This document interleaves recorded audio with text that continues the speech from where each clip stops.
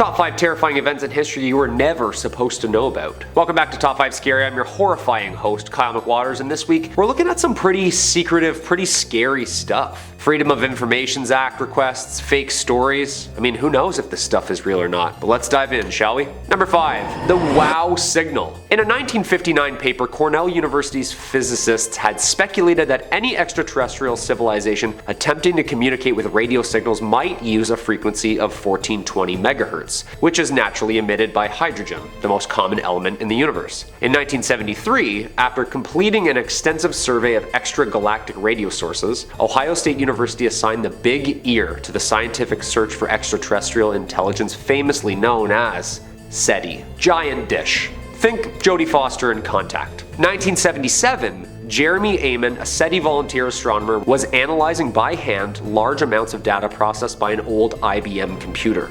He spots a series of signal intensities and frequencies that left him and his colleagues astonished. The WOW signal was the first radio signal detected from Earth. The signal came from the direction of the constellation Sagittarius. Amon discovered the anomaly a few days later while reviewing the recorded data. Impressed by the result, on the computer printout he circled 6EQUJ5 and wrote 3 letters beside it.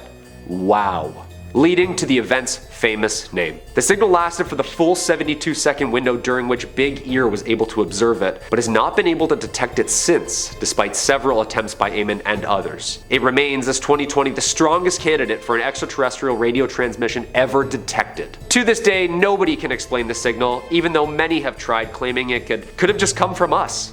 I don't know. What do you think? Number 4. Harvard's psilocybin experiments. Operation Midnight Climax, 1954, consisted of a series of CIA-run safe houses and what went on inside them in San Francisco, California, and New York City. In 1960, 2 psychologists, Timothy Leary and Richard Alpert, ordered psilocybin from a Swiss company named Sandoz, with the intention to test if different administration modes lead to different experiences. They believed that psilocybin could be the solution for the emotional problems of the human brain. The first test group was 38 people of various backgrounds. 167 subjects in total participated in the study, willing or unwilling. In 1961, Leary decided to orient the study towards psilocybin mushrooms and the rehabilitation of prison inmates. The San Francisco safe houses were closed in 1965, and the New York City safe houses soon followed in 1966. Operation Midnight Climax and Project MKUltra were considered to be so secretive that few people, even of the highest government positions, knew of their existence. Midnight Climax being a sub-project of MKUltra's The Mind Control research program that began in the late 1950s by Dr. Sidney Gottlieb, who was a chemist of the CIA. Unlike Project Artichoke, Operation Midnight Climax gave Gottlieb permission to test drugs on unknowing citizens, which made way for the legacy of this operation. Hundreds of federal agents, field operatives, and scientists worked on these programs before they were shut down in the mid-1960s. Science or sinister? Number 3. Exercise Tiger. Exercise Tiger, or Operation Tiger, was a series of large-scale rehearsals for the D-Day invasion of Normandy 1944, in which the military's lack of communication resulted in friendly fire from an Allied convoy being destroyed by German submarines, resulting in the deaths of at least 750 Americans.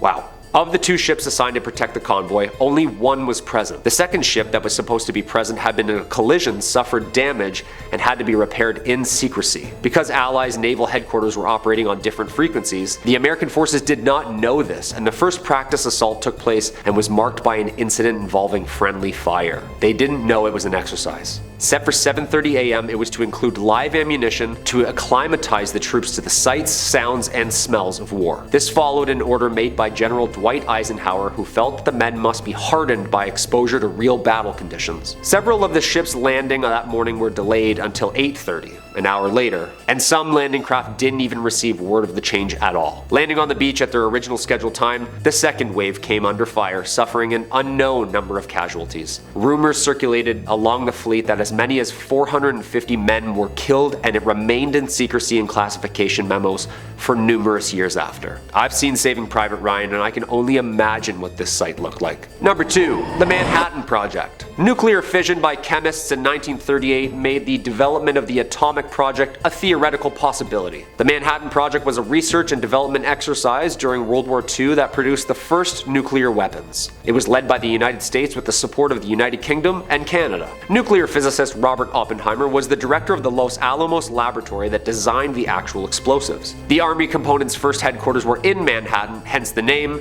the place name, and the official code name. The project began in 1939 and employed more than 130,000 people and cost nearly $2 billion to fund. Research and production took place at more than 30 sites across the US, United Kingdom, and Canada. During 1939, physicists drafted the Einstein-Szilard letter, which warned of the potentials of this extremely powerful creation of a new type. They had it signed by Albert Einstein and delivered to President Roosevelt. In 1941, President Roosevelt approved the atomic program, and Roosevelt chose the Army to run the project rather than the Navy because the Army had more experience with large-budget scientific projects. Plutonium was then chemically separated from the uranium by scientists, and the Fat Man and Little Boy implosion weapons were created at the Los Alamos laboratory in New Mexico. The first nuclear device ever detonated was the Trinity test, conducted at New Mexico's Alamogordo Range 1945. Little Boy and Fat Man explosives were used a month later in the atomic droppings of Hiroshima and Nagasaki. In the immediate post-war years, the Manhattan Project conducted weapons testings, development of new weapons, promoted and supported medical research into radiology, and it maintained control over American atomic weapons research until the formation of the United States Atomic Energy Commission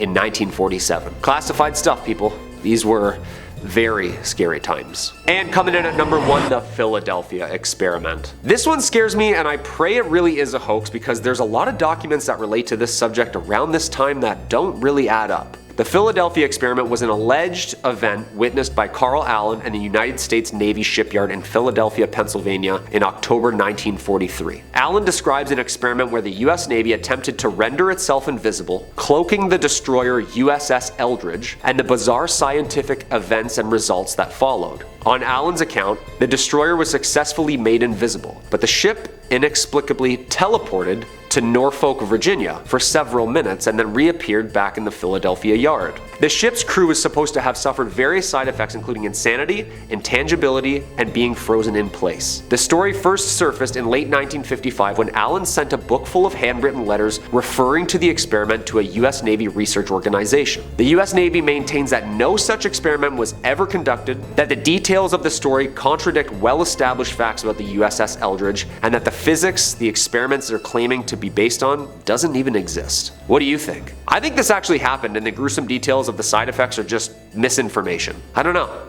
I get a weird feeling about this one. Too many science experiments at that time. Well, if you like that list, throw a thumbs up down below and subscribe. If you want to dive into some deep secret files, let me know what's keeping everyone awake at night. I've been your host, Comic Waters, and as always, lock the doors, keep the lights on, and stay spooky, everyone.